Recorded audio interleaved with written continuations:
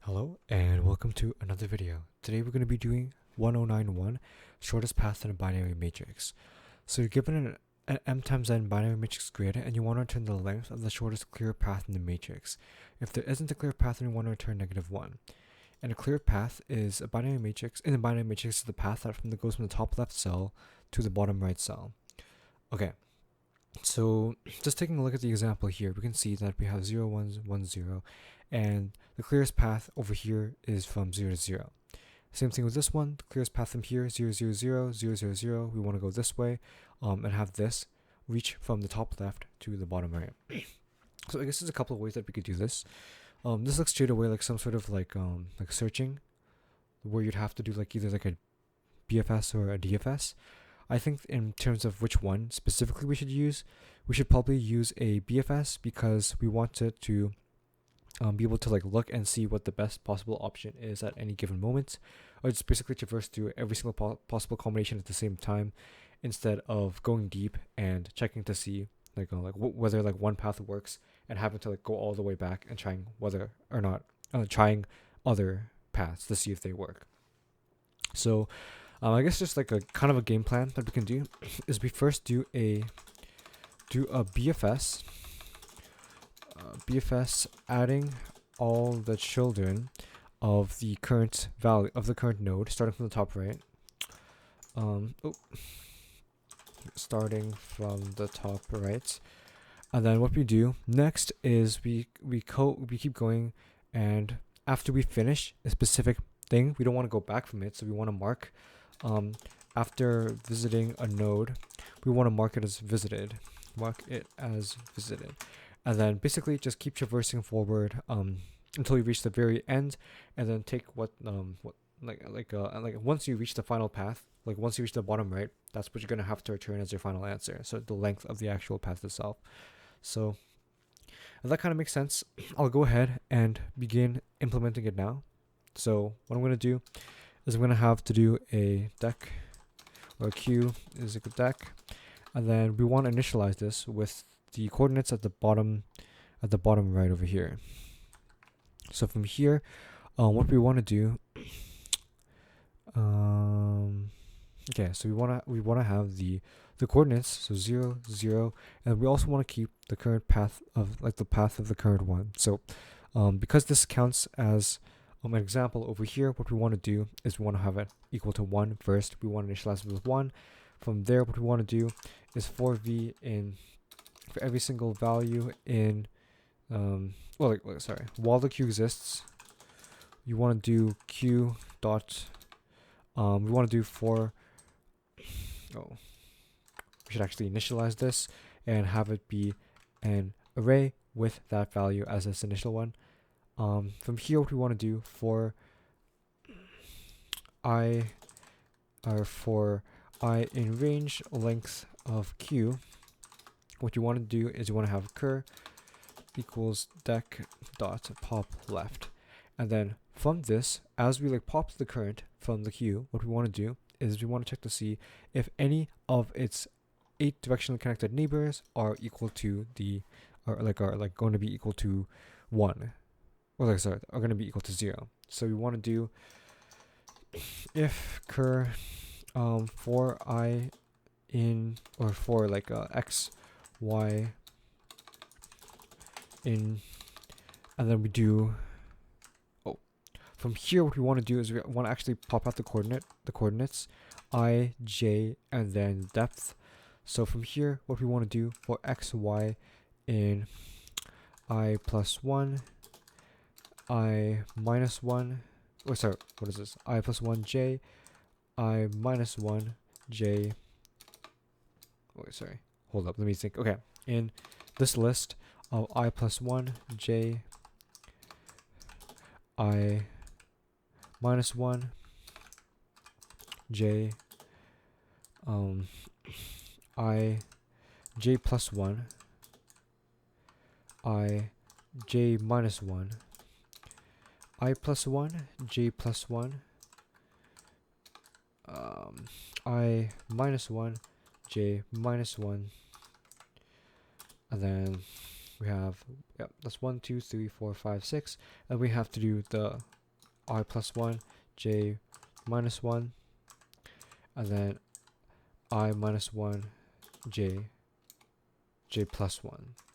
So those are going to be all 8 directions that we can move toward it, and effectively what we're going to do now is we're going to check to see if the x is greater than 0 and x is less than the length, or greater or equal to 0, and x is less than the length of the grid, and y is greater or equal to 0, and y is less than the length of grid 0, and grid x y is equal to 0. That means it's a valid one. Then we want to add that to the deck. So we want to do deck, or like we want to do q dot, oh, we have to do this, q dot appends. What are we appending to the queue? We are appending the left. Let me think about this. Oh yeah. So we're appending the x and the y, and then depth plus 1 to the thing, to the shortest path in the binary matrix. Actually, now that I think about it, we don't even need a depth because it's going to be the same for every single level. So what we want to do probably is keep a track of our current level starting at 1, and then we can return that instead. So we actually can just have an x and a y, and then we have an I and a j over here, and then we can pop it from the queue, and then we'll just do the I plus equals 1 at the very end. So level plus equals 1 at the very end of this. Now from here, what we want to do is we want to do a check if for every single one of these, if if so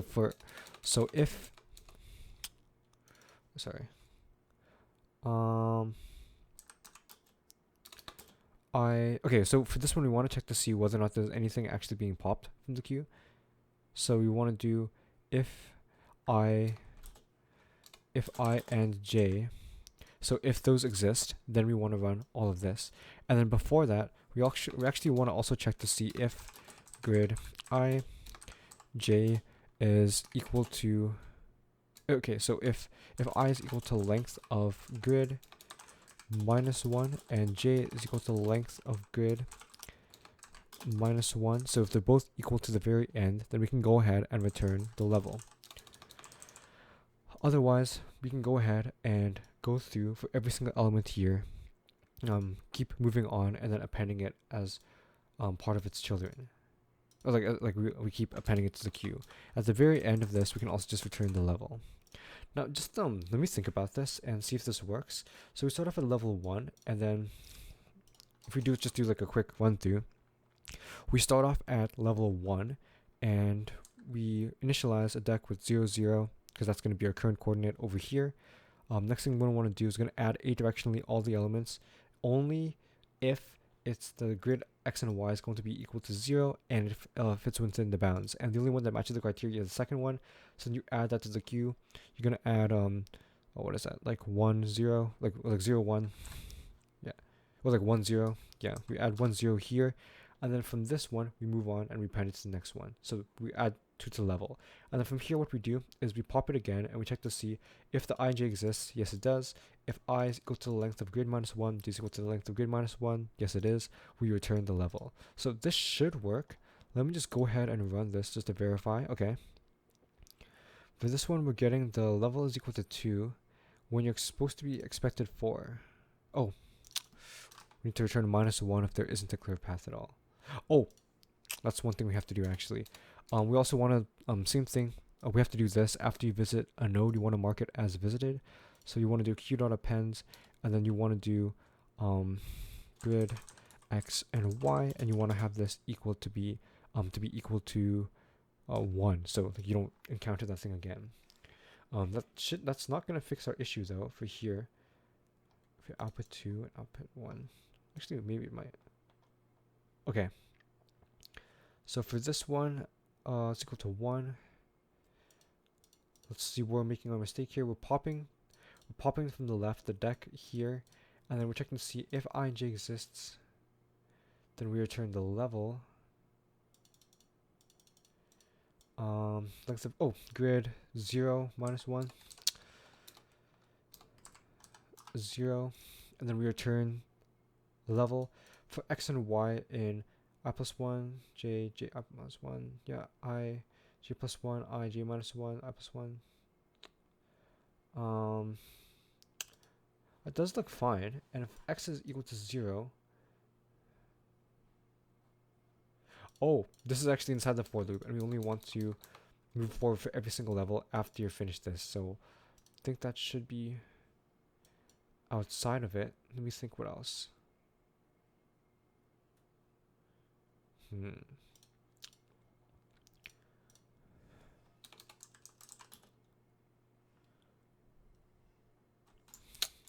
should return -1 if you're not able to find it. I'm pretty sure.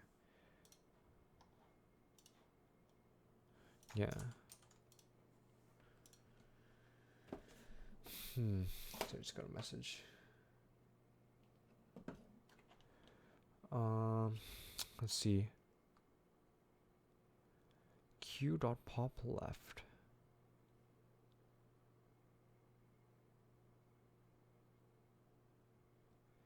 Q dot append left and y. Let's actually print out what's happening on the Q as we iterate through every single level. Okay, so we have deck 0, 0, but then it doesn't actually happen again. We print the Q initially, and it doesn't ever run again. It might be because of maybe because of this check in the beginning, actually. Okay, no, should be fine. Let's see. For I and oh shoot, for num. Well, that shouldn't have a big effect on it. Yeah, because it'll.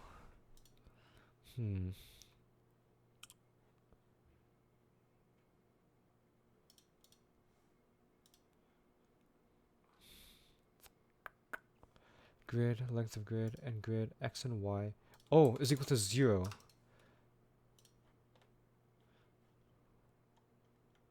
That is so strange. Is it a string 0 or is it a?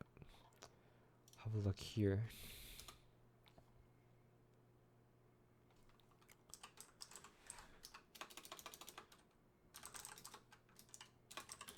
Let's print out x and y. Oh, interesting. It doesn't even run this.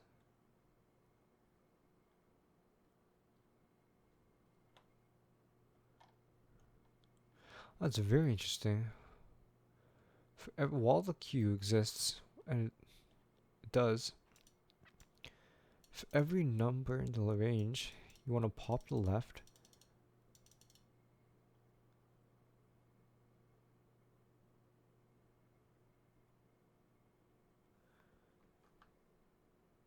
Huh.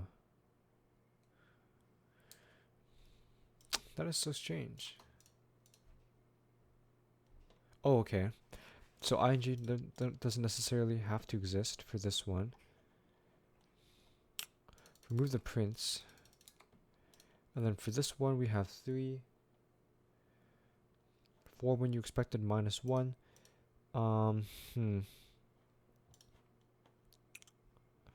Let's print out the state of the grid after.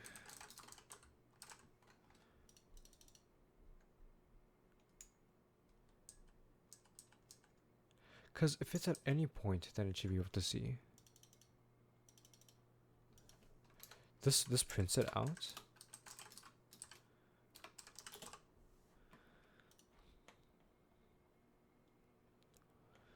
Zero, one. So it does reach it for some reason. It outputs 4 when it's not supposed to.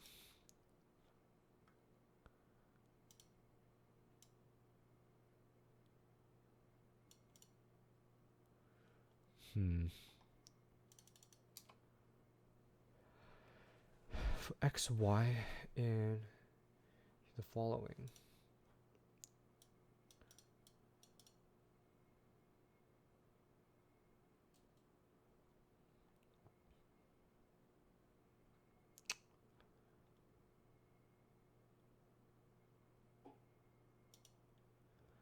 Hmm.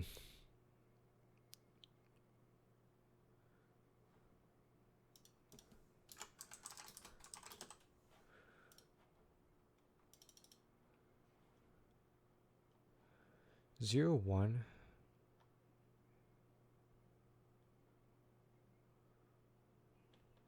It's adding every single one.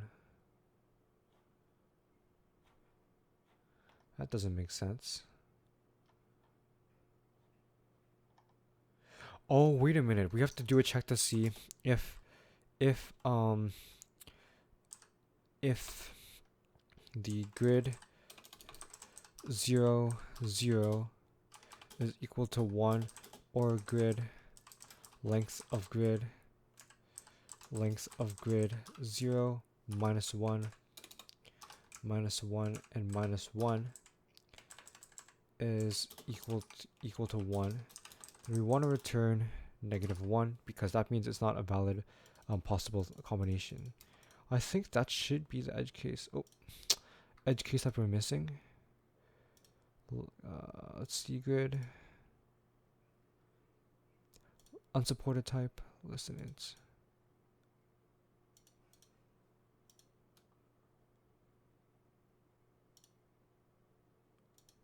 Wait, what? Grid 0 0. Oh, there we go. Same with this. Should be good to go. All test cases accepted, and okay, great. There we go. The time complexity of this one is going to be, in the worst case, O of n, where n is all the characters in the matrix, because in the worst case you would have to travel through everything. The space complexity of this one is also going to be O of n, because in the worst case you might have to be storing everything in the deck, or yeah, like in the worst case you might have to be storing everything in the deck, so that's going to be the space complexity. Yeah, thank you guys for watching.